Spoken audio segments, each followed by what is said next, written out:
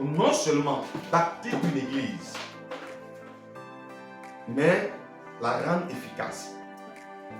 Une chose est de bâtir. Une chose est d'avoir une vision. De bâtir une œuvre à Taopo, à Chicago. La vision que vous avez est noble et elle vient de Dieu.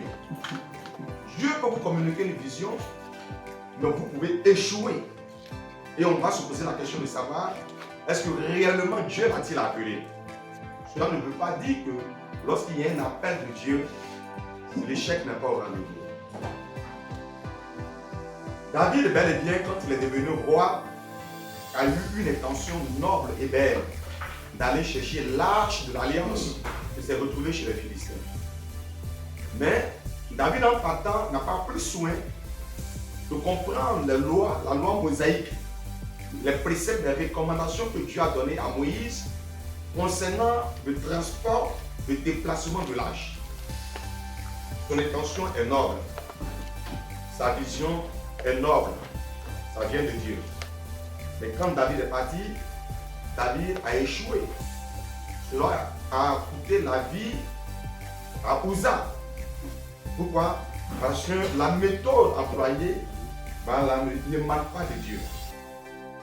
Donc ici, ce que nous allons voir n'est pas une mise en cause à la vision, mais plutôt une application à cette vision. Comment matérialiser cette vision? Comment prendre cette vision que Dieu vous a donnée et la travailler pour qu'elle quitte dans la forme spirituelle, mais qu'elle soit palpable, qu'elle soit physique. Ça, c'est l'une des premières clés.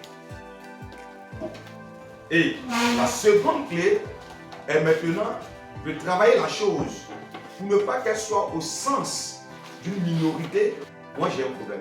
Mon problème, j'ai horreur de la médiocrité.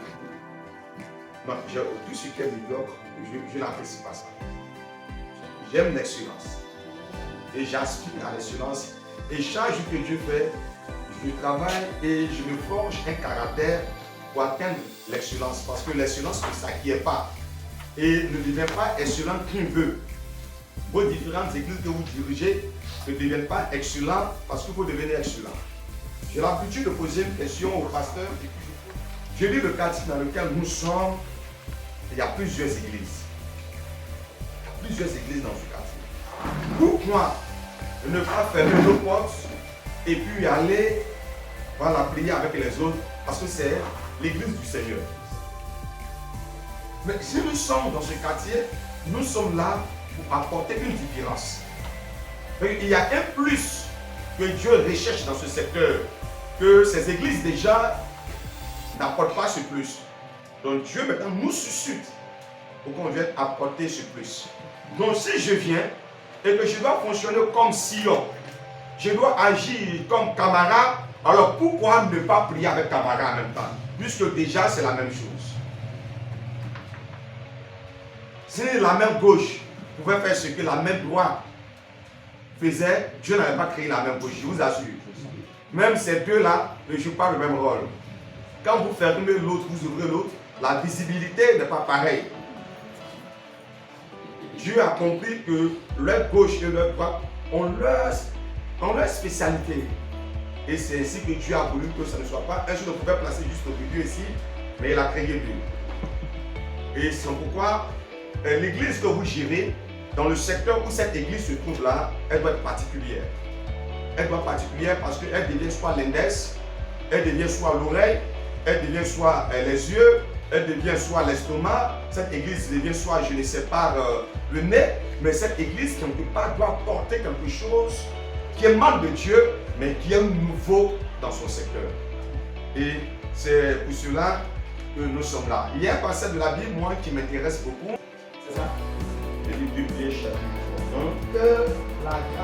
Que la grâce et la paix vous soient multipliées par la connaissance de Dieu et de Jésus, notre Seigneur. Amen. Regardez ce que la Bible dit ici. C'est ce qui va faire la particularité entre nous, serviteurs de Dieu, entre nous, responsables d'église. Nos sollicitations, nos invitations, nos ouvertures d'église vont partir de là. Il dit que la grâce et la paix vous soit multiplié de par quoi? De par la connaissance que vous avez. Que la paix et la grâce vous soient multipliées de par la connaissance. Donc, cela suppose que la prophétesse Déborah verra ses faveurs se multiplier, ses faveurs s'augmenter, ses faveurs prendre de l'élan. On est là, mais pourquoi toujours elle? Pourquoi c'est elle que telle bonne chose arrive? Pourquoi c'est elle qui est sollicitée à tel endroit? C'est ce verset-là, de 2 Pierre. Il dit que la faveur et puis la paix vous soient multipliées par la connaissance. Par la connaissance. Donc, plus vous avez une connaissance approfondie de la parole de Dieu, Dieu vous ouvre davantage de portes. Des faveurs vont se présenter à vous. Des opportunités vont se présenter à vous. Ça ne dépend pas de votre taille, de votre couleur, de votre beauté, mais ça dépend de ce que vous portez. Plus la charge que vous portez est intéressante, elle est lourde, plus vous serez beaucoup sollicité. Et donc ça, c'est ce que je tiens à vous donner. Retenez que la capacité, ça je ne sais pas, c'est le Bible Saint-Jésus, je crois. Donc c'est en fonction de sa capacité que le liquide a été mis à l'intérieur. On ne peut pas mettre un liquide de 2 litres pour faire ça, n'est-ce pas? Donc c'est en fonction de sa capacité. Dès qu'on met et que dès que ça arrive, on ferme. Donc dans nos ministères, il y a des portes qui nous sont fermées. Des opportunités qui nous sont fermées.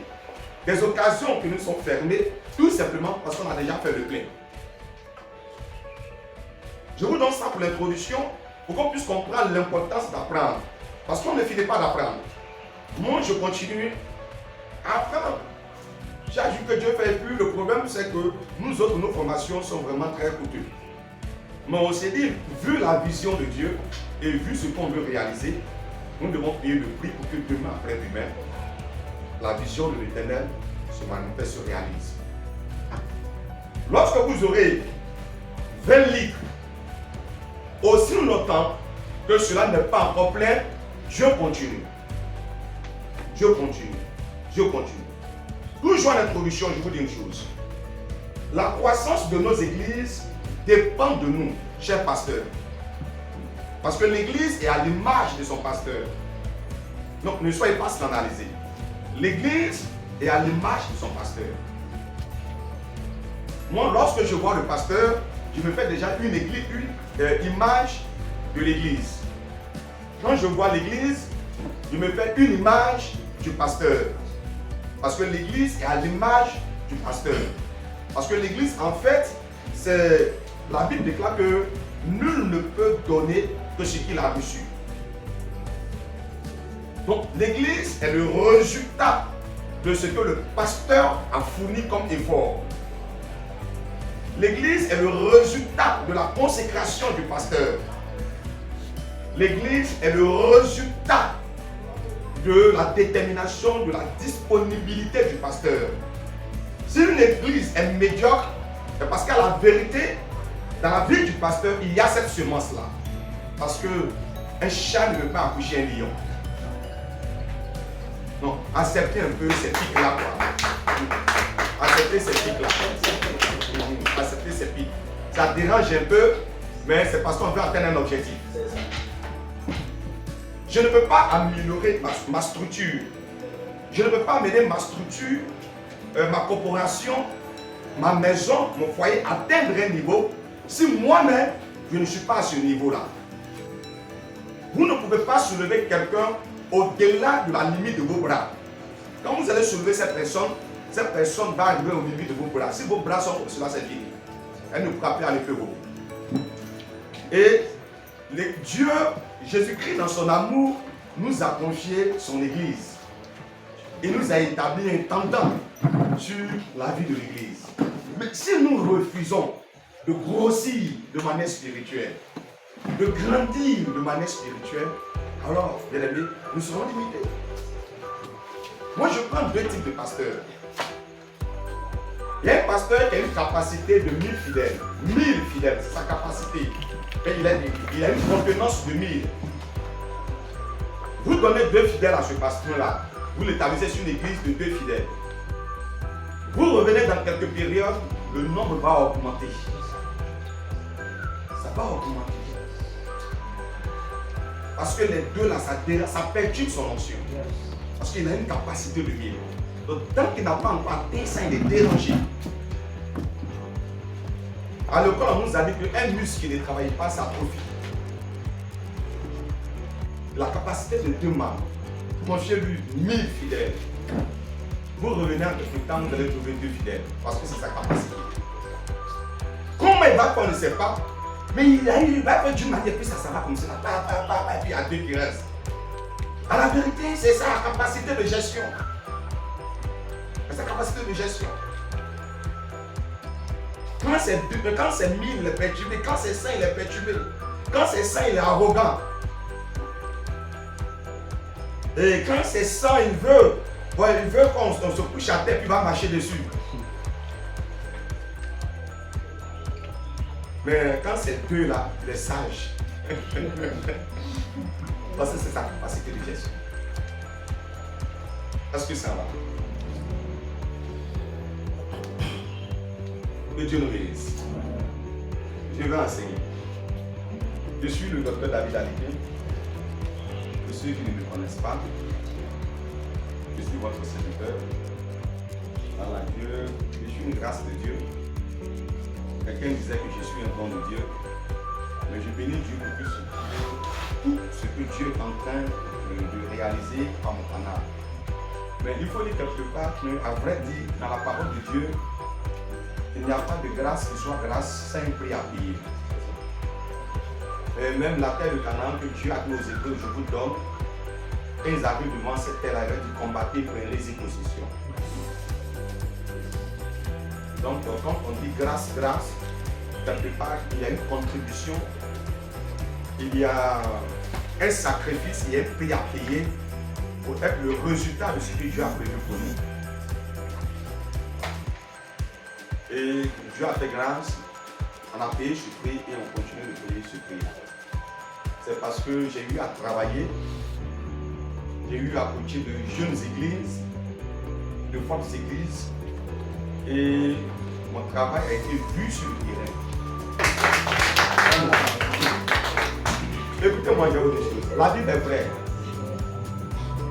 Quand la Bible dit vos œuvres va vous accompagner, c'est clair. Tout ça, pour vous dire que ce que nous sémons aujourd'hui, demain après-demain, nous serons moissonnés sur l'arbre. L'erreur que nous commettons est une erreur de mettre une graine dans le sol. La Bible dit qu'une graine en terre, si cette graine-là ne meurt, elle reste seule. Donc, l'arrivée d'un moment donné, on va mourir en nous-mêmes. En tant que pasteur, sujet à des accusations. En tant que pasteur, sujet à des polémiques. En tant que serviteur de Dieu, sujet à ceci, sujet à cela. Des crises de finances, des loyers impayés, des difficultés ci et là. La graine est en train de mourir dans le sol. Donc il faut accepter. C'est-à-dire que si elle ne meurt, elle reste seule. Mais si elle meurt dans le sol, alors cette graine-là, un jour va sortir une tige qui devient une plante, qui devient un arbre et qui porte des fruits. Dieu a permis, je suis venu à Daoud, j'ai dit, ah Seigneur, tu m'as donné quelque chose. Et ce que je peux apporter à un bien-aimé, apporter à un frère, apporter à une soeur, je peux apporter. Je n'ai pas de l'argent à venir distribuer, à aider les églises à croître. Lorsque je suis ici, je dis c'est ma contribution. De la loi du but. La loi du but. Le but, c'est l'objectif à atteindre. La loi du but. Excusez-moi, je ne connais pas le nom de toutes les églises, donc ne vous fâchez pas. Je prends l'exemple simple. L'église Sion. Ici, c'est le quartier Chicago, c'est ça? Quel est le but de l'église de Sion? Nous savons que la Bible déclare un but universel. Allez, faites de toutes les nations, n'est-ce pas, les disciples. Baptisez-les au nom du Père, du Fils et du Saint-Esprit. Là, c'est une mission universelle pour toute église de Jésus-Christ est mandatée de faire des disciples. Aujourd'hui, le problème de l'église et le problème même dû à sa croissance est un problème de faire des fidèles et non des disciples. Parce qu'un fidèle, il s'attache et puis il est là. Or, un disciple est celui qui est appelé à se multiplier. Parce que le disciple, il est défini comme étant celui qui reçoit les enseignements venant d'un maître, qui à son tour va rendre cela pour en produire d'autres disciples. Et c'est ces chaînes que Jésus a établi et des 12, nous sommes aujourd'hui une multitude. Donc le christianisme est en train de régresser. Et le problème, nous sommes là, nous sommes en train de nous bagarrer entre nous. Parce que ça veut dire que moi, on n'est pas de la même congrégation, comme si Dieu avait créé des dénominations. C'est une organisation des choses. Que les noms réveillent à Pentecôte, Saint-Marc, tout ça existe. Jésus dit dans la prière sacerdotale là, il dit que c'est dans notre unité que le monde saura que le Père l'a envoyé. Mais sinon notre division, nos petites querelles là, de ma brebis, ta brebis, alors qu'on n'est pas allé à la croix, on n'est pas mort pour quelqu'un là, ça doit cesser. Et si ça ne cesse pas là, demain après demain, là, vous risquez de ne plus gérer l'église. Je vous dis quelque chose. D'ailleurs, même là, vous allez commencer à payer les impôts. Vous allez commencer à payer du RIDA. Vous allez commencer à ne plus utiliser des instruments. Ou si vous voulez les utiliser, votre son ne doit pas sortir. Ce sont des lois qui sont déjà déposées. Alors nous parlons d'objectifs. Les églises croissantes reconnaissent le but universel de Dieu pour son église. Donc j'ai parlé du but universel, c'est d'aller et de faire de toutes les nations, n'est-ce pas, des disciples. Le but de leur église à l'intérieur est maîtrise l'espace de leur influence. Donc la sphère de leur influence. Donc ici, il y a 3 éléments qui ressortent. Le premier élément est le but universel. C'est d'aller, c'est de faire de toutes les nations des disciples. Ça, il n'y a pas une église qui va venir dire autre chose. Maintenant, en plus de ce but universel, quel est le but que Hérédie se donne? À Gabou là, nous on se donne quel but? À Daoukro là, on se donne quel but? Pourquoi exister? Il y a déjà des églises qui sont à côté de chez moi. Alors, ça c'est le deuxième but. Troisième affaire, on va parler de sphère. Donc, le rayon. Quelle est mon influence? Quelle est mon influence? Abidjan et les anciens, ils sont allés des déguerpis casser des maisons. Bon, pendant qu'on casse des maisons, il y a des églises qui sont là, des familles pleurent et autres. Et il y a des églises qui ont des moyens. On attend pour voir le geste de l'État. Qu'est-ce que Dieu nous exhorte? La Bible nous parle de l'amour, de la solidarité. Donc, quelle influence j'apporte? Pourquoi? Parce que juste l'église dans le quartier n'a pas une influence. L'église influence. Donc, même il y a une particularité dans ces différentes églises. On parle de l'église de Jérusalem, on va parler de l'église de Corinthe, de Galate, d'Éphèse et autres. Ils avaient des particularités. Regardez même l'adresse de l'ange de l'Éternel aux anges de ces différentes congrégations. Vous voyez que ce n'est pas pareil. Donc, il est important pour nous en tant que congrégation assemblée avoir une particularité. J'insiste, une particularité. Et c'est cette particularité-là qui nous démarque. En dehors du fait qu'on a Jésus comme le point commun. En dehors du fait qu'aller évangéliser, on a étouffé. Donc il faudrait qu'on travaille. Si on ne travaille pas, c'est comme si à un moment donné, notre monde chrétien ne va plus exister. Notre monde chrétien ne va plus exister. Et je vais vous dire quelque chose. C'est qu'aujourd'hui, même les francs-maçons, les Illuminati, recrutent des personnes qui se vont passer pour pasteurs avec un témoignage pour salir l'image de l'Église. On dit c'est encore eux les pasteurs. Ce ne sont pas des pasteurs, ce ne sont pas des véritables appelés de Dieu. C'est une société secrète il s'est doté des individus comme pasteurs et qui ont pour mission de salir, de dénigrer, d'avoir des comportements pour salir l'image de l'Église. Pendant que vous refusez d'étudier la Bible, les imams vont à l'école pastorale.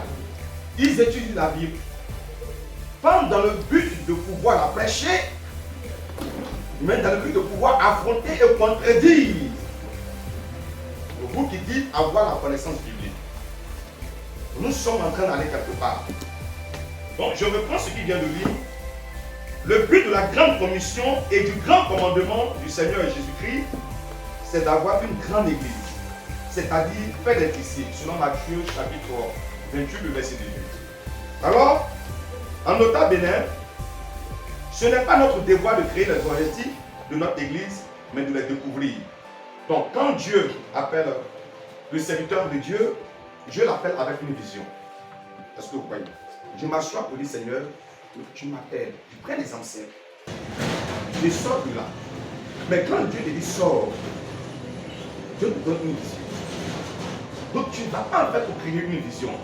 Découvre la raison pour laquelle Dieu t'a fait sortir de là. Parce que si tu travailles dans une assemblée, tu travailles avec un pasteur, et que Dieu te dit c'est le temps pour toi de partir, et que tu pars et que tu reproduis la même chose, c'est que Dieu ne t'a pas demandé de partir. Dieu ne t'a pas demandé de partir. Quand Dieu te dit de partir, c'est parce qu'il y a une différence que Dieu veut apporter. C'est là que Dieu te dit pars. Donc tu ne crées pas d'objectif, mais tu découvres dans un élan de consécration, dans un élan de jeûne, dans un élan de prière. Tu dis Seigneur, mais réellement tu m'envoies ici là. Tu m'envoies ici. Il y a déjà des bishops ici. Il y a déjà des évêques ici. Il y a des grands pasteurs à Taoukro. Et tu m'envoies à Taoukro, c'est pour toi. Tu m'envoies à Taoukro, c'est pour toi. Il y a des bishops à Taoukro. Mais pourquoi moi, la petite servante de Dieu, là, tu me dis, non, on va faire hérésie. C'est pourquoi. Et dans la prière, Dieu va te révéler. Quand j'envoyais mes serviteurs là, ce sont des pieds. Mais toi, je t'envoie comme la main. Je les envoyais là, ce sont des oreilles. Mais toi, je t'envoie comme des nez. Et tu vas marquer la différence. Est-ce que ça va? On va poursuivre. Le point majeur de cet enseignement, on me fait la lecture s'il vous plaît.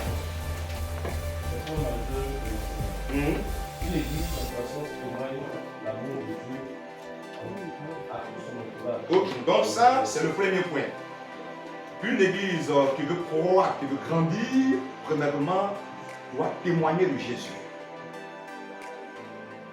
Dans ce quartier-là, tout le monde doit être au courant qu'il y a une église ici qui s'appelle Sion. Si les gens ne sont pas au courant de ça, j'ai dit tu es échoué. Ça va te choquer, mais tu vas le faire. Et il a frappé toutes les portes du secteur et il s'est présenté. Non, je suis le pasteur, il s'appelle Abraham, je suis le pasteur Abraham, donc je suis le pasteur de l'église tant, et Dieu m'a envoyé un monsieur ici, c'est Dieu comme ça. Je suis le pasteur là, je suis le pasteur là, je suis le pasteur là, je suis le pasteur. Il n'y a pas une porte qui ne sait pas que non, il y a un pasteur qui venait d'arriver. Voici l'une des premières clés de la croissance de l'église. Puisque l'église est appelée à rassembler. Donc tu ne veux pas venir et combattre les habitants du quartier. Tu ne vas jamais grandir. Tu ne vas jamais grandir. Quand Jésus dit qu'il n'est pas venu pour supprimer la loi, il sait de quoi il parle. Jésus n'est pas né dans le Nouveau Testament. Jésus est né dans l'Ancien Testament. Il est né dans l'Ancienne Alliance. Donc, les 4 évangiles synoptiques comme ceux-là ne font pas partie de la Nouvelle Alliance. Parce que la Nouvelle Alliance a été inaugurée avec du sang. Donc, Jésus est né dans la loi mosaïque. Il a travaillé dans cette loi mosaïque en vue d'apporter la nouvelle vision de Dieu. Donc, il se comportait comme eux. Et par moments, il leur dira, vous avez entendu dire, œil pour œil, dent pour dent. Mais je vous dis, donc, il n'est pas venu casser le rythme de la religion juive. Mais ils étaient contents de me recevoir. Je parlais sans toucher. Je ne vais pas dire c'est une abomination. Je ne vais pas dire c'est un problème. Et un peu, mon amour et l'amour de Dieu a commencé à entrer dans le cœur. Vous savez, quand quelqu'un vous aime, vous pouvez en estime ce que vous demandez à la personne le fait. C'est pourquoi je dis que ne demandez jamais la main de quelqu'un sans gagner son cœur. Quand vous gagnez le cœur de quelqu'un, la personne vous donne sa main. Mais vous ne comprenez pas. Gagne le cœur de quelqu'un, ne lui demande pas de l'argent, tu as assez payé ta porte. Mais nous, on veut main là. Mais quel est loin? C'est ce qu'on n'avait pas compris. Cherchez à entrer dans le cœur de quelqu'un. Quand vous rentrez dans le cœur de quelqu'un, c'est fini. Même vous appelez cette personne à minuit, elle répond présent. Parce que vous avez déjà son cœur. Or la Bible dit, là où se trouve ton trésor là-bas se trouve ton cœur. Puisque j'ai ton cœur, ton trésor aussi je l'ai. N'est-ce pas? Professeur alors. Donc c'est le secret du ministère qui est là. Ne combattez personne. Tout à l'heure vous avez dit que la Côte d'Ivoire est un pays laïque, c'est un pays musulman. Les gens sont libres. Et l'évangile n'a rien à voir avec ce que nous voyons aujourd'hui. En évangélisant, on est sûr. La Bible déclare que l'évangile, c'est la bonne nouvelle. Ça, c'est le premier but d'un monsieur. Hein. C'est la bonne nouvelle. Quand on dit bonne nouvelle, il n'y a pas insulte dedans. Oh non! Regardez toute l'attitude de Jésus-Christ. Elle est toujours manifestée, guidée par l'amour.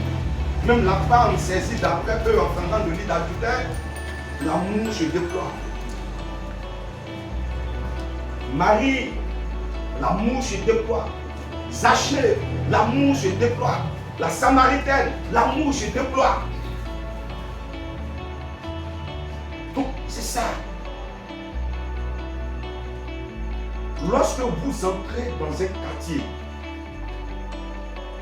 semez l'amour dans le quartier. Il arrive à un moment donné, l'église doit s'oublier. Acheter des sacs de riz de 1 kg, 1 kg. Ça vous fait quoi? Les musulmans sont en carême. Si tu vas, tu donnes sucre, ça t'enlève quoi? Ça t'enlève quoi? Tu es en train de prêcher Jésus. Les gens prêchaient avant avec la Bible. Aujourd'hui, là même, quelqu'un qui, dès que tu commences le verset, termine à ta place. Je dis un jour à quelqu'un, non, mon frère Jésus, il dit, va t'ajouter, je ne suis pas un PD. Va t'ajouter, je ne suis pas un PD. Parce que je lui ai dit, non, Jésus, quand qu'est-ce que je fais dans mon quartier? J'étais avec eux quand j'appelais mon secrétaire général pour dire non, j'ai un carton de sucre. Et puis j'ai un sac de riz. C'est vrai que je ne suis pas là, mais s'il veut, je vais appeler à la maison, ils vont passer pour prendre. Si moi je l'appelle, pas ne veut plus l'avoir jeté pour prendre le téléphone. Pourquoi? Parce que j'ai gagné son cœur de par ma manière de faire. Et ne cherchez pas la main. Gagnez le cœur. Là où l'église est implantée. Maman pasteur, quand tu vois les femmes païennes et autres mal habillées, ne les insulte pas. Ne les insulte pas. Autant que tu peux exercer de l'amour envers elles, exerce l'amour envers elles. Sans parler même de Jésus, ces personnes viendront vers toi. Moi, il y a des personnes qui sont venues me dire, pasteur, vraiment je veux venir à l'église avec toi. La vérité. La vérité. Donc, j'ai dit, une église en croissance témoigne l'amour de Dieu à tout son entourage. Témoigne quoi? De l'amour de Dieu. Jésus dit que si vous faites du bien à celui qui peut vous faire ce bien-là, qu'est-ce que vous avez fait? Vous n'avez rien fait. Quand nous faisons nos agapés, entre nous, on mange et puis c'est fini. On grandit comment? On grossit comment? Mais c'est l'amour qu'on témoigne envers quelqu'un, parce que ça donne, qui attire ces personnes à nous. Que je vais avancer. Une église en croissance, elle s'est fidèle à utiliser leurs dons et talents. Voici un gros problème des pasteurs. Vous empêchez les chrétiens de manifester leurs dons. C'est le seul qui prophétise. C'est le seul qui manifeste les dons. Tu as déjà vu un berger accoucher mouton. C'est un mouton qui accouche mouton. Toi, tu ne peux plus te reproduire, c'est eux qui peuvent se reproduire. Et ils vont se reproduire par le don qui manifeste. Pour grandir, encourager vos peuples. Enseignez-leur comment et discerner les dons spirituels. Voici, les dons spirituels dans l'église. Il n'y a pas que 9 dons. Il y a plus que 9 dons. J'ai refusé de les compter, mais il y en a plus que 9 dons.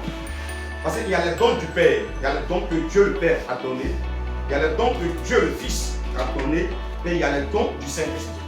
Nous, c'est les dons du Saint-Esprit qu'on connaît. Mais diriger, c'est un don. La libéralité, c'est un don. Mais ça n'a pas été donné par le Saint-Esprit. Ça, ce sont les dons du Père. Est-ce que ça va? Et donc, enseignez-les. Ne sois pas le seul parce que tu ne pourras pas. Moi, je me multiplie. Pour ne pas que je sois seul. Donc, vous devez vous multiplier. Le prophète Sadat doit dire beaucoup. Il doit se multiplier. Pour au niveau de l'église, s'il est absent, l'église fonctionne. Et que le don qu'il a se manifeste dans la vie d'autres personnes et ces personnes manifestent dans la vie d'autres personnes. Donc, si vous voulez que l'église grandisse, l'œuvre de Dieu a manifesté l'œuvre. Travaillez sur les dons. Ceux qui ont le don d'évangélisation, ciblez-les, formez-les. Le don d'intercession, ciblez-les, formez-les. Le don de délivrance, ciblez-les, formez-les. Le don de temps, ciblez-les, formez-les. Et dites-leur, vous pouvez manifester votre don dans la sagesse et dans la discipline. Je vous assure que l'église va bouger. L'église va bouger. Les choses vont avancer. Parce que tout le monde arrive à déployer son don. Mais quand vous êtes le seul qui manifeste le don, et eux, ils sont là, ils consomment seulement. Mais ils ne vont pas aux toilettes. Mais à un moment donné, l'église va commencer à avoir des problèmes de poisson corps. Le problème de constipation. On est là, les gens sont là. Ça fait 10 ans, on est là, ça n'avance pas. Mais il est constipé.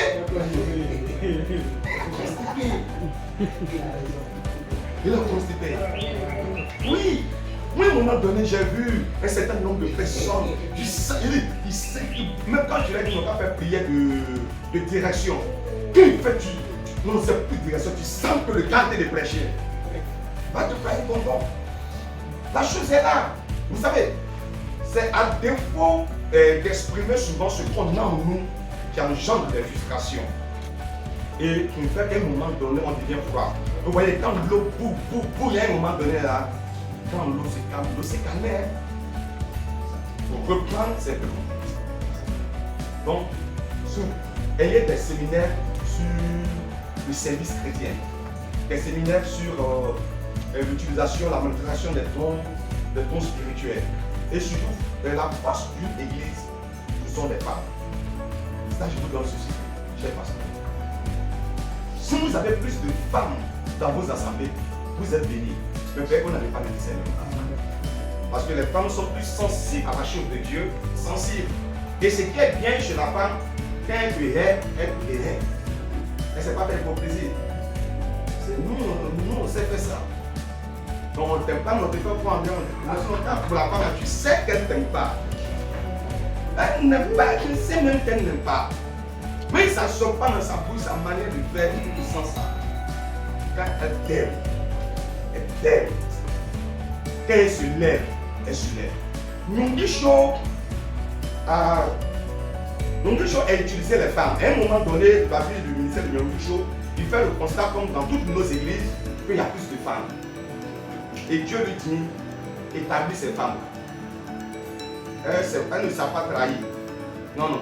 La trahison ici dans le cœur des gens, mais elle ne savent pas trahir parce qu'elle est la première créature à avoir causé avec le diable. Donc, un problème de sécurité que toi tu ne connais pas. Il y a des choses que les dieux ont dit, que la Bible n'a pas écrit ça. Mais si tu dis ça, tu seras trouvé. Il y a des choses que nous sommes dites que tu n'as pas compris. Je disais à quelqu'un, c'est pourquoi tu vas voir une petite fille qui est née devant toi. Mon grand, il essaie. Tu as dit trois petites filles là. Mais quand elle va grandir 10 à 15 ans, la même petite fille là, quand tu vas passer là, tu es troublé, ton notion est mélangée. Pendant qu'elle est née devant toi. Hein? Ton notion est mélangée alors qu'elle est née devant toi. Tu es paniqué, tu es troublé. David devait aller en guerre. Il y a quelque chose qui lui a fait que moi je dis, je vais en guerre, je vais me reposer. Et la vie va chez moi. Donc, elles ont quelque chose. Elles ont posé un regard. Toi, tu n'es pas au courant de ça. Et jusqu'au jour d'aujourd'hui, Dieu n'a pas encore dit que quoi les dieux ont posé. Et Dieu ne va jamais te le dire. Et ce que aussi tu oublies, c'est que pour que Dieu crée la femme qui t'a endormi. C'est ce qui fait aussi que l'homme a toujours soif de femme. Il veut voir clair dedans. Mais tu ne peux pas voir clair dedans. Si Dieu voulait que tu vas voir clair, n'allait pas t'endormir. Oui, papa. Pour que Dieu crée la femme, Dieu a tué l'homme. Quand on utilise le mot endormi, c'est juste embelli. Dieu a tué l'homme pour créer la femme. Et c'est pour avoir un foyer paisible, un foyer calme, un foyer heureux. Toi, l'homme là, il faut mourir dans ton foyer. Si tu décides de mourir là, ton foyer va réussir. Mais si c'est toi qui es réveillé, tu as allé au marché, tu as fait 2 heures, tu as clôturé, tu t'es bien logé, tu as allé au poser. Mais tu as vite sorti dedans. C'est ce que te donne au fils. Ton téléphone a sonné tout à l'heure, tu n'as pas décroché. Qui t'appelle à 16 heures, qui t'appelle. Pour mourir dans le foyer là, tu vas vieillir dedans. Tu seras épanoui, tu seras heureux. C'est tout. Troisième point, une église en croissance inculque sa vision à ses fidèles, c'est-à-dire le but de l'existence de l'église. Le thème de l'année même, on ne sait pas. De tout le monde ont mis ça dans l'explication. Il y a eu la prophétie, c'est l'année 2024, année de quoi même? Gloire de quoi? On t'a donné l'explication déjà. Laisse-moi, j'ai attaché. Laisse-moi, j'ai attaché. Donc, s'il vous plaît, je vous donne une chose. Pour réussir le travail, vous portez la vision, mais le feu est la provision. Mais comment je peux être une provision et une vision que je ne comprends pas? C'est ce que vous devez expliquer la vision. Tout souvent, on crée un peu des réunions de conseil pour expliquer. Lorsque les gens s'approprient la vision, l'église avance. L'église t'entend lorsque vous dirigez un peuple qui n'a rien compris en votre vision. Quelqu'un peut se dire, ah pasteur, là où moi j'étais en bas, les femmes s'asseyent à gauche, les hommes à droite. Il n'a pas compris ta vision. Mais s'il a compris ta vision, il ne va pas faire cette suggestion. Donc, s'il vous plaît, je vous donne une vision telle l'a donnée à Moïse. Mais il y a Moïse, tu as la vision. Mais il y a des Hur, il y a des Aaron, il y a des Josué qui sont des provisions à la vision. Ils ne viendront pas prendre ta place parce que vision plus vision, ça ne fait pas vision carrée, mais ça devient une vision. Donc eux deviennent une provision à la vision que Dieu vous a donnée. Mais ils doivent comprendre bien cette vision. Maintenant, puisque l'église est premièrement spirituelle, chemin faisant, il y a des choses que Dieu va révéler, n'est-ce pas? Mais n'empêche que les gros programmes ont déjà été arrêtés. Le budget est prévu. Donc on ne va pas venir encore improviser. On a une croisade, on sait que la croisade va nous coûter tel montant. Donc le département des finances commence à réfléchir sur la faisabilité de cette croisade-là. Nous allons remettre des kits scolaires aux enfants en rentrée. Le nombre d'enfants est recensé. Le comité, on a un comité chargé des actions sociales, est déjà au courant de ça et réfléchit. Comme à la rentrée, on peut avoir des kits scolaires pour aider les parents qui ne peuvent pas vraiment scolariser, donner des fournitures à leurs enfants. Mais ce n'est pas où il y a la rentrée là que tu vas venir me dire non, pasteur, cotisons, on va aider telle personne. Mais attends, tout le monde a des charges. Mais quand c'est bien défini, on met marche et puis on avance vraiment. Écoutez-moi très bien. Évitez d'improviser. Celui qui ne prépare pas répare. Je répète. Celui qui ne prépare pas répare. Si vous ne préparez pas l'église à la croissance, vous ne préparez pas le peuple à la croissance, vous allez passer votre temps à réparer les choses. Toujours des églises, des problèmes. Oh, je connais des églises, toujours, c'est le problème qu'il faut régler, c'est le problème qu'il faut régler. Ah, qui c'est un problème avec on connaît un problème avec je ne sais pas quoi, mais un problème avec Niamie, un problème avec un but, on ne fait que régler. Mais ce temps où on est en train de régler, on peut travailler pour faire avancer l'église. On peut travailler pour faire avancer l'église. Donc, Réfléchissez-y. Que votre vision soit claire. Si vous voulez, faites des tracts pour vous expliquer la vision. Pour que tous ceux qui entrent sachent dans cette église-là, voici notre mode d'opération, notre fonctionnement, n'empêche que nous sommes ouverts aux suggestions du Saint-Esprit. Mais comme Dieu lui-même est un Dieu d'organisation, regardez simplement la multiplication du Père. Il est fait asseoir quoi? La foule. Je vous assure, je vous dis la vérité. 5000 hommes, sans compter les femmes ni les enfants. On ne sait pas combien ils étaient. Mais les hommes seulement, à l'époque, ils étaient libres d'avoir 2 femmes, 3 femmes. Donc, calculez. Il dit, faites-les asseoir. Aussi longtemps qu'il y avait une seule personne qui était pure. Jésus allait beau prier, le pain n'allait pas se multiplier.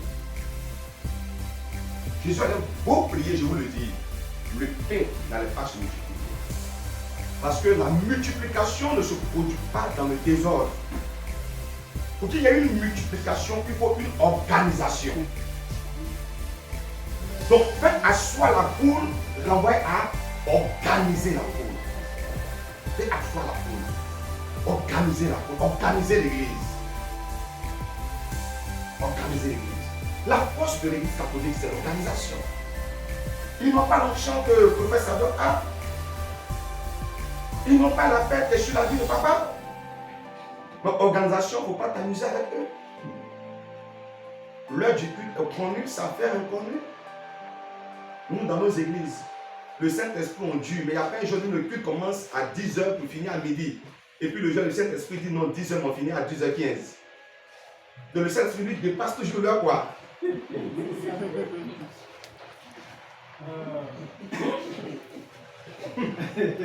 Non, mais appelons-nous. Oui, ça. Je viens de passer là. C'est le but de la formation. C'est le but de la formation. Il faut que nous la baisse. Si nous ne la baisse pas, on ne va pas avancer. Donc, écoutez. Leur force, je vous dis, leur force, c'est l'organisation. Ils ont une organisation. Mais nous, notre problème, nous sommes indisciplinés. Et le fait qu'on est indiscipliné fait qu'on n'arrive pas à avoir des autorités avec nous. Mais attendez, un homme d'affaires, il est rendez-vous à midi. Il programme son truc là, où on prépare la nourriture là. Donne-moi son nom là. Micro-ondes. Il programme ça. Voilà, pour que le repas soit chauffé. Il vient, tout est programmé.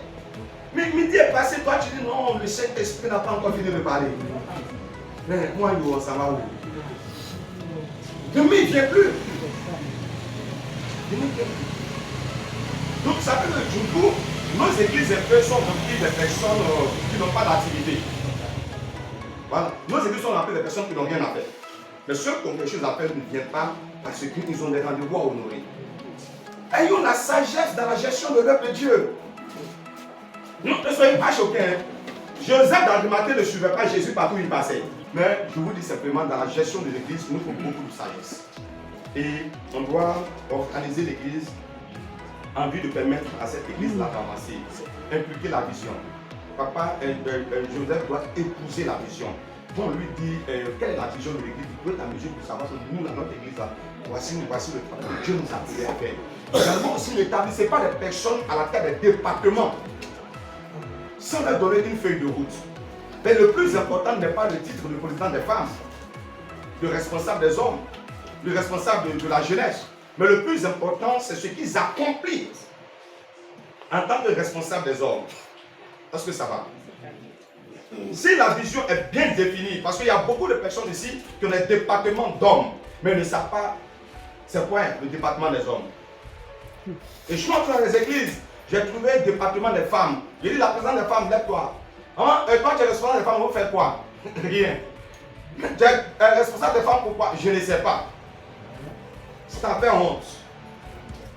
Une telle maman, tu appelles la maman pour dire maman, je t'ai mis là, voici ce que j'attends de toi.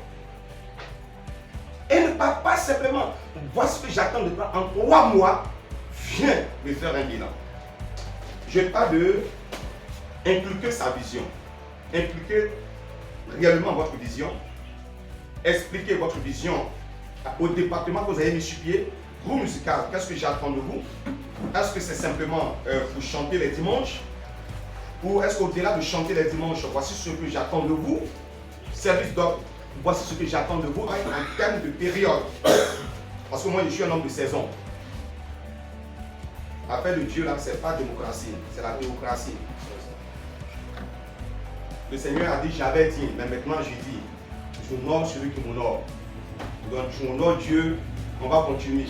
Si tu veux faire perdre un peu l'église, par ta médiocrité, au sein de l'église, il n'y a pas quelqu'un qui est irremplaçable. Dites-vous ça. Il n'y a pas quelqu'un qui est changeable dans l'église. Il est tellement bon que quelqu'un ne peut pas prendre sa place. Il est tellement bon que quelqu'un ne peut pas prendre sa place. Il a menti. Jésus a dit, si la foule se tait, les pierres vont se lever pour pouvoir m'adorer. Quand Saül s'est amusé, il était encore vivant et puis il y avait déjà un roi. Il y avait 2 rois. Il était vivant. Il était assis sur le trône et puis il y avait un autre roi qui était dans la brousse. Est-ce que Dieu est pétant? Est-ce que ça va? Je questionne avec vous. Hein. Tout en tenant compte de l'heure, et les grands leaders, on avance. On peut aller avec vous. Donc j'ai donné Matthieu chapitre 28, le verset 18, voilà, qui concerne la grande commission. Et dans cette grande commission, je parle de plusieurs as. Et le premier as est l'as ascendant, donc qui est centré sur l'amour de Dieu. Celui de l'extérieur est centré sur l'amour de son prochain comme sur soi-même. Est-ce que ça va? Et puis le troisième est centré sur l'amour des uns envers les autres. Donc, l'église est une croix. Est-ce que ça va? Une croix. Le sommet, c'est une relation avec Dieu. Le milieu, une relation entre nous-mêmes, les chrétiens, et puis le bas, une relation avec nos voisinages. Donc, si on a compris que l'église incarne 4 fonctions, il faut que je fasse une pause. Si vous voulez que je continue, ça dépend de vous. L'église incarne 4 fonctions. Ce n'est pas dans votre document, donc si je vais noter, vous notez. La première fonction qu'incarne une église, elle incarne la fonction de famille. Je cite, ne pas oublier, puis je vais revenir. Deuxième fonction, une fonction de l'armée. Troisième fonction, la fonction d'hôpital.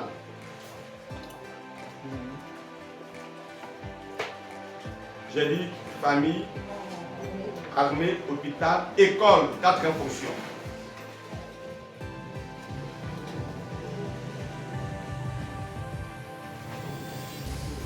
Donc j'explique et je vais marquer ma pause. Parce que ça donne.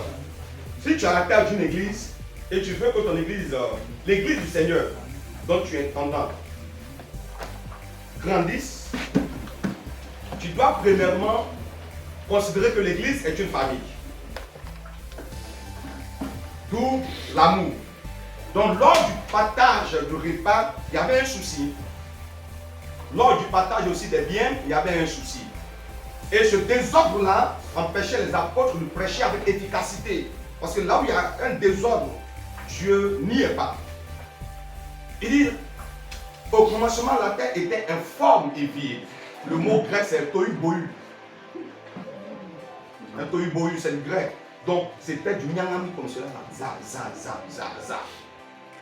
Oui. Dieu ne pouvait rien faire. Dieu apportait de l'ordre. Il demande aux eaux d'en haut de se séparer aux eaux d'en bas. Oui. Il demande aux eaux qui sont en bas de se replier à un certain lieu pour que la terre ferme apparaisse. Il va organiser. Hein? Quand il finit, il est parti du fait qu'il y a eu des divisions au sein de l'église. C'est la division, le désordre au sein de l'église qui a fait naître les diacres, le diaconat. Parce que d'autres se plaignaient que lors de la Sainte Seine, l'église, pour qu'elle puisse grandir, vous devez organiser l'église et travailler comme l'église étant une famille. Vous savez, je vais vous dire une chose. Hein. souvent les gens reconnaissent que l'église est une famille, c'est lorsqu'il y a problème. Moi, je suis sur une plateforme là qui n'est même pas une plateforme de l'église, mais c'est une plateforme des serviteurs de Dieu. Et il y a quand on envoie des enseignements, ils ne commentent jamais. Ils ne commentent jamais. Mais ce matin, lorsque je me connais, il dit, ah, ma première famille, je viens de perdre ma maman. J'ai dit, là, tu sais que tu as une première famille. C'est le problème. Nous, là, c'est quand il y a problème, là, que l'église est investie. C'est quand il y a problème. Donc l'église est premièrement une famille, qu'on le veut ou pas. Vous devez travailler dans ce sens-là pour amener cette famille-là à aller de l'avant. La deuxième des choses, je dis, l'église est une armée. Une armée. Former les chrétiens comme des soldats. Formez-les comme des soldats. Mais comment on s'organise? La famille Ruben prie le lundi. Comment dire, Manassé prie le mardi. Le mercredi, on a la famille de Nephtali qui vient, qui prie. Donc ça veut dire que tous les jours de la semaine, il y a la prière. David avait 144 000 chantres. 144 000 chants. Et David les a organisés d'une manière qu'il y a musique du 1er au 31. Puisque la prière nourrit l'église et la prière révèle les choses secrètes. Donc au fur et à mesure qu'il y a une atmosphère de prière, ça fait que l'église vit et l'église progresse. La seule chose qui le nuit point, dont les serres le nuit point, c'est la prière. La Bible n'a jamais dit non, tu pries tôt. Au contraire, il dit prier sans cesse. Mais pourquoi est-ce que le prophète Camara fait plus mercredi et puis vendredi? Les autres jours de la semaine, il fait quoi? Parce que le fonctionnaire de l'État là, il va au travail le lundi jusqu'à samedi. Samedi, il fait des journées. Mais toi, tu te reposes lundi. Donc ce sont des choses sur lesquelles il faut travailler. Le problème, c'est un véritable problème de formation. On a des peuples non formés. Ce n'est pas toutes les grandes églises. Toutes les grandes églises passent toujours par des formations. Vous allez entendre formation des femmes, formation de la jeunesse, formation des hommes, formation de ceci. Ce sont des temps de formation, des temps de recyclage. Est-ce que ça va? Donc de grâce, formez vos ouvriers. Il y a des gens qui sont au protocole du pasteur, ils ne savent pas c'est quoi le protocole. Ils suivent la Bible du pasteur, c'est tout. Mais non. Être un protocole, ce n'est pas suivre la Bible. Moi-même, j'ai dit seulement, mais normalement, on va me laisser soulever ma Bible parce que c'est ma machette. Voilà, un cultivateur qui va au champ, il doit s'assurer qu'il a sa machette en main. Mais à un moment donné, tu cherches, tu dis, mais où est-ce que j'ai déposé ma machette? Donc, le protocole dans nos églises pense que non, c'est prendre Bible. Non, ça va au-delà de ça. Le pasteur peut arrêter de prêcher, mais il saigne du nez. Le protocole voit, il ne dit rien. Organisez vos églises. Pour qu'il y ait des activités du lundi au dimanche. Et je vais vous dire une chose. Vos activités sont le produit que vous vendez. Je dis. Vos activités sont le produit que vous vendez. Quel est le produit que tu m'offres pour que je vienne vers toi? C'est important. Donc après le salut, donc je dois maintenant travailler à l'épanouissement. Donc en plus de dire aux gens ciel, quel produit j'offre à des personnes? Est-ce que j'ai la capacité de prendre quelqu'un d'une position de médiocrité et faire de cette personne directeur d'une entreprise? C'est très important. Vous savez, un homme de Dieu priait au Seigneur, envoie-moi des hommes riches qui vont m'aider à construire le temple. Et tous ceux qui venaient étaient des pauvres. Et maintenant Dieu parle pour lui, dit non, les hommes riches que tu voulais là, c'est eux qui sont devant toi. Il dit Seigneur, je ne sais pas de quoi tu parles. Il dit ils sont devant toi. Qu'est-ce que Dieu lui a dit? Dieu lui a dit, investis-toi en eux. Investis-toi en eux. Si je n'ai pas une vie de prière, une vie de consécration, que l'homme de Dieu a une vie de prière, une vie de consécration, et que j'entre en relation avec cet homme de Dieu, je vais finir par avoir une vie de prière, une vie de consécration. Les gens travaillent pour Dieu, mais c'est une question de vision. Et quand vous avez des visions, formez des personnes et puis les gens vont comprendre. Le secret, c'est la formation. C'est ce que les assemblées de Dieu ont réussi. Pendant que nous, on cherche conscience et ils cherchent connaissance. Or, vous savez, l'onction, on n'est jamais satisfait de l'onction.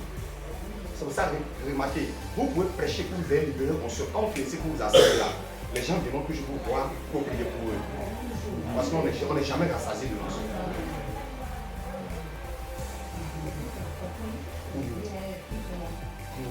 Mais quand il a compris, elle a compris. Il sait que parce que tu as fini à toi aussi, tu es épuisé. Non. Ne basez pas le ministère sur l'onction, parce que l'onction attire, mais l'onction ne retient pas. Ce qui fait asseoir, c'est la formation. Donc, pourquoi? Parce que la formation, là, quand ça entre, c'est entré. Mais nous, aujourd'hui, nous, les églises dites indépendantes, on refuse la formation. On veut l'onction, papa. Or, l'onction, là, ça n'avance pas. Oui, l'onction, ça fait quoi? C'est comme du wow. Ça fait comme wow. Et puis ça fait fior.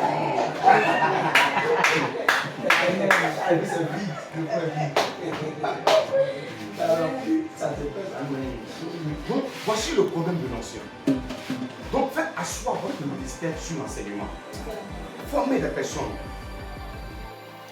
Une personne formée est une personne disciplinée. Une personne formée est une personne loyale. Parce que la formation, c'est la base. Lorsque Jésus a commencé son ministère, il pouvait envoyer les disciples en même temps. Mais il ne l'a pas fait. J'ai écrit un document de formation que j'ai intitulé Le sermon sur la montagne. Vous appelez ça les béatitudes. C'est l'enseignement le plus long que Jésus a donné. Heureux les pauvres à l'esprit. C'est le plus long enseignement. Mais cet enseignement, si tu as ça, tu as tout. Donc il a su soi l'onction, su soi au miracle qu'il était en train de manifester, et il a commencé à enseigner aux disciples. Mais ce qu'il faisait, ce n'était pas comment prêcher, comment libérer l'onction, mais il était en train de préparer le cœur. Parce que tous les différents heureux ont trait au caractère du cœur. Heureux le pauvre, heureux les miséricordieux, heureux les débonnaires. C'est toujours le cœur. Parce que le royaume de Dieu ne peut pas œuvrer par ton canal s'il ne œuvre pas premièrement en toi. Tu dois être le dépositaire de la chose avant de la communiquer. Donc, je vais poursuivre mon enseignement. Mais je vous encourage. Faites former vos ouvriers, que ce soit par moi ou par d'autres. Faites-les former. Vous-même, ce que vous allez donner aura trait à un type de personnalité. C'est comme si tu as envie de trop parler de toi, quand tu veux qu'on te respecte les autres. Faites-les former par quelqu'un d'autre. Faites-les former. Ça va donner. Ça va porter son fruit. Et demain après demain, vous aurez vraiment des responsables, des serviteurs, des personnes qui sont avec vous, qui sont remplis de la chose de Dieu, de l'amour de Dieu, et qui servent Dieu avec détermination, avec l'église. Je vous jure. Alors c'est ça. Les 5 buts de Dieu pour l'église universelle. Les 5. Je m'arrête pour terminer. Les 5 buts de Dieu pour l'église universelle. Chaque croyant. Depuis je parle à titre des questions. À titre des questions. Non. Poursuis. 1. C'est la partie. 2. L'adhésion. Le peuple a besoin d'être aimé. Donc, ça c'est le but universel. L'adhésion. Enfin, il faut, je l'ai dit et puis je l'ai dit, il faut impliquer des personnes. Il faut qu'ils se sentent concernés. Adhésion 2. 2. La maturité. Oui. Le peuple a besoin de tout. Donc, elle a, au niveau de la maturité, impliquer le peuple à prier. Papa, pousse-les à prier. Pousse-les à prier. Alors c'est toi, 3, la mission. Hmm. Les gens doivent apprendre à s'aimer dans l'église. Voilà. Ça, il y a les églises aussi qui n'ont pas beaucoup de femmes. Comme chez la servante de Dieu dans le Coran. Elle ne peut pas donner. La prière ne rend pas riche, serviteur de Dieu. Prière, ça ne rend pas riche. Prière fortifie la vie spirituelle. Le secret de la prospérité, c'est le don. Mais il vient me voir. C'est vrai, je prie pour lui. Mais je peux prier pour lui et puis au travail, il a un mauvais comportement. On sait que les choses ne marchent pas. Donc ce n'est pas la faute de la prière. Il faut que je sois médecin pour lui donner le bon conseil. Dans l'église est une armée. 3. L'église est un hôpital, n'oubliez pas. Dans le don de guérison, on voit beaucoup se manifester au sein de l'église. Aujourd'hui, les gens désirent de voir l'œuvre de Dieu se manifester, l'action de Dieu se manifester. Donc l'église est un hôpital. Les gens qui ne croient pas que Dieu guérit encore, ça c'est un autre débat. Mais l'église est un hôpital. Moi, tout ce que je dis simplement au pasteur, soyons sages. Quand quelqu'un vient avec un cas compliqué, sois sage de lui demander un certificat médical. Il ne te bénit pas forcément là où tu t'attends, mais il te bénit autrement. Mais au moment où on descend, il te bénit. Il te bénit. Je vous dis une chose. L'apôtre Paul disait que ce n'est pas votre argent que je veux, mais c'est que votre compte abonde. Et le roi Ézéchiel en 2 Rois 20 dit, Seigneur, souviens-toi. Ésaïe 43, verset 26 dit, réveille ma mémoire, plaidons ensemble. David est mort, ses œuvres. Les œuvres comptent beaucoup dans l'intervention de Dieu en ce qui concerne la vie d'une personne.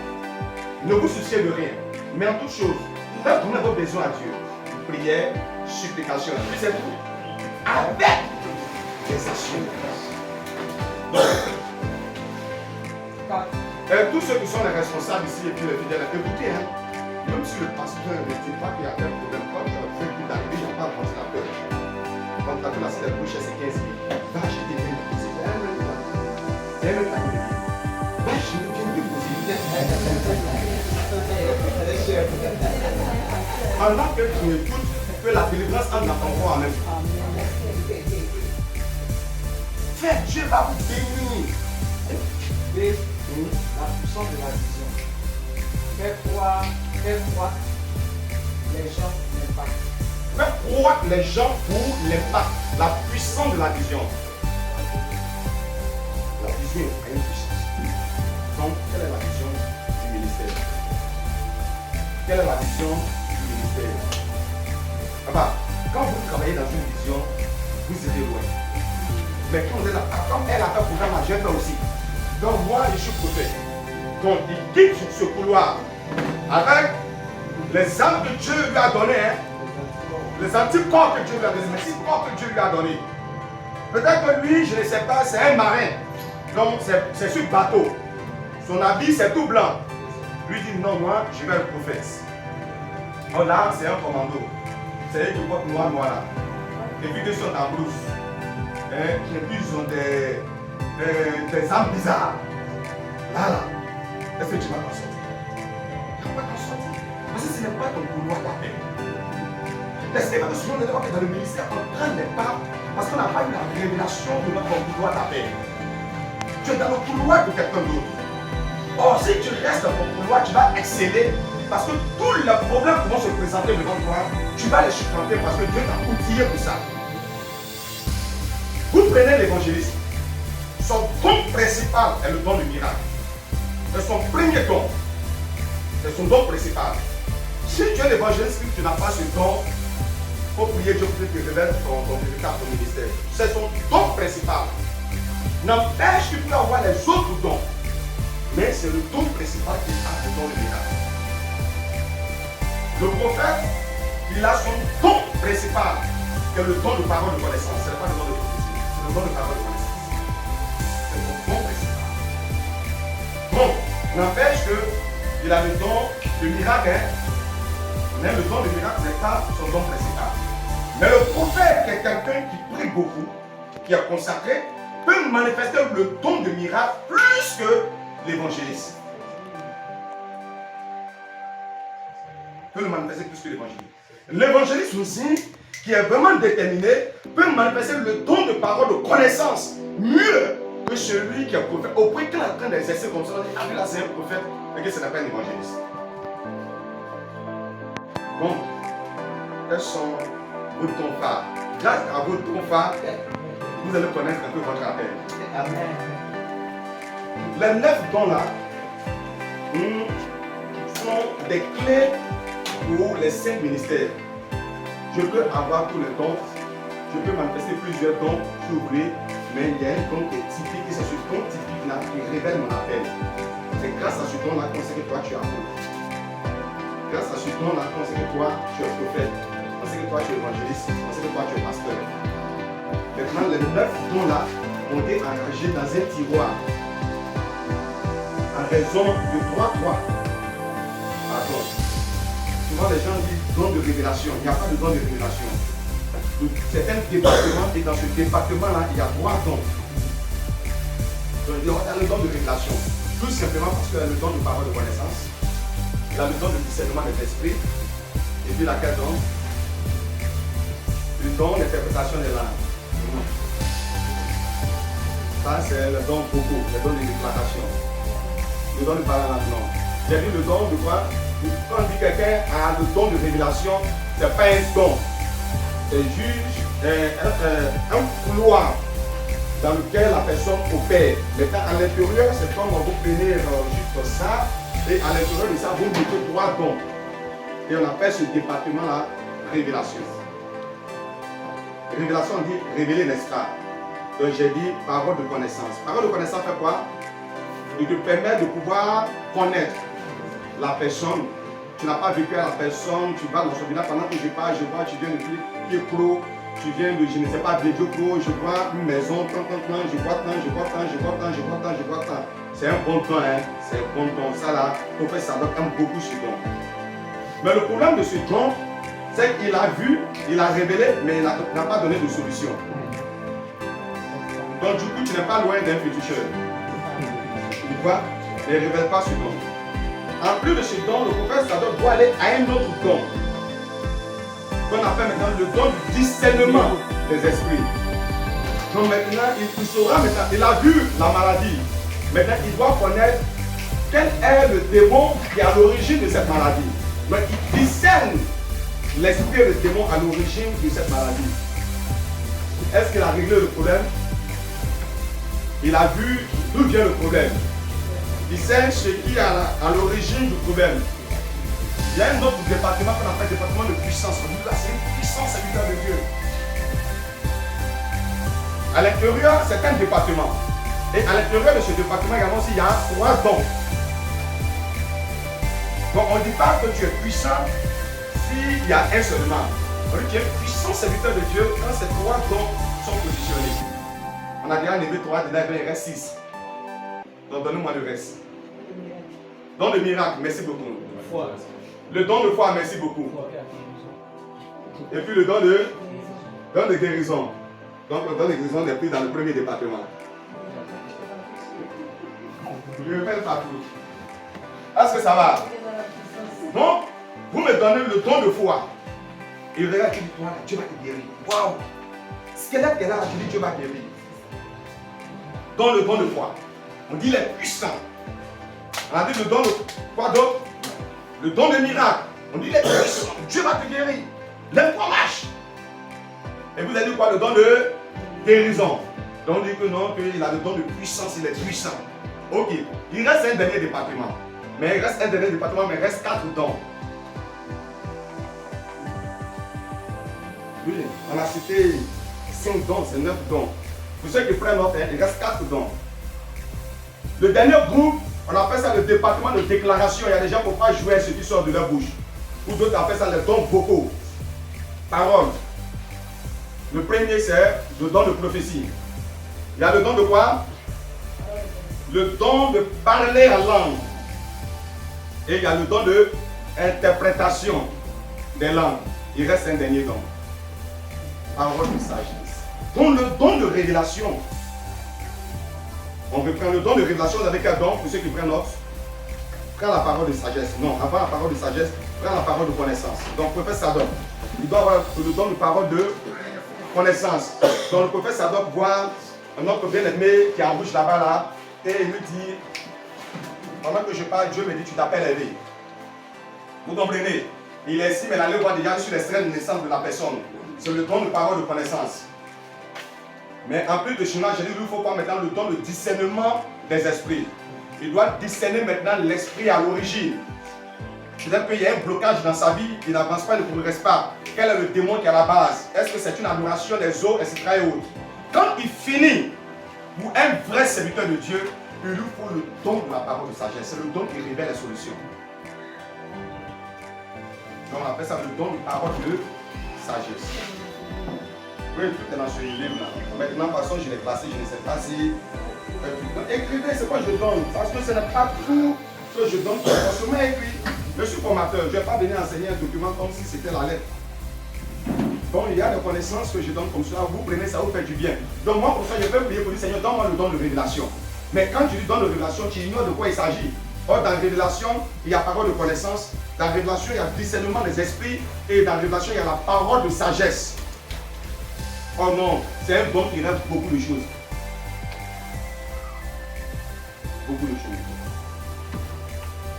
Avant de sagesse, ah bon, vu ce que Dieu m'a montré, bon, il faut t'élever, faire un pan, envoie, je vais prier dessus, tu vas faire un don à terre.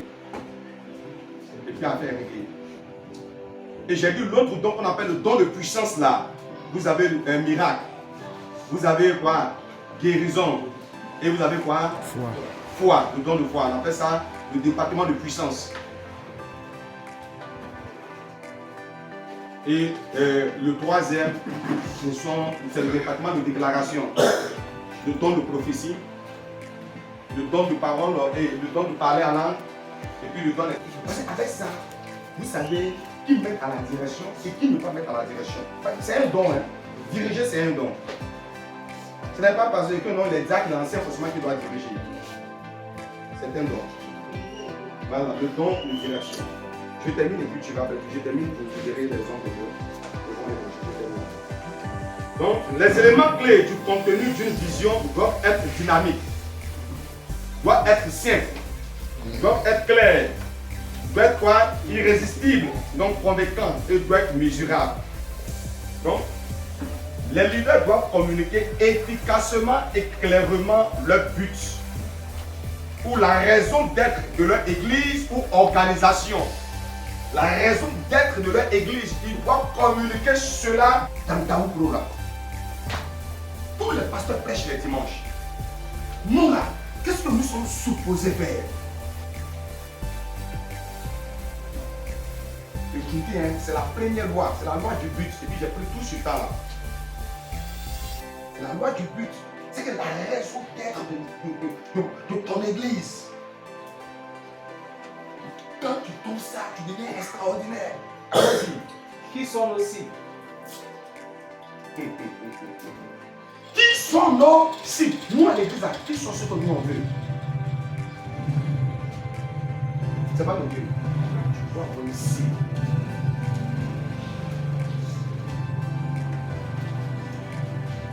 La dernière fois, j'étais en train de parler un peu aux responsables en disant, moi qui est instituteur là, la cible sont les instituteurs. Tu ne peux pas être le seul instituteur à l'église. Tu ne peux pas. Tu es au milieu des instituteurs. Donc, qu'est-ce que tu fais? Or, l'évangélisation la plus efficace est la proximité. Ton milieu, ton cadre. Si tu es commerçant, c'est le commerçant que tu vas plus évangéliser. Parce que tu le côtoies au quotidien.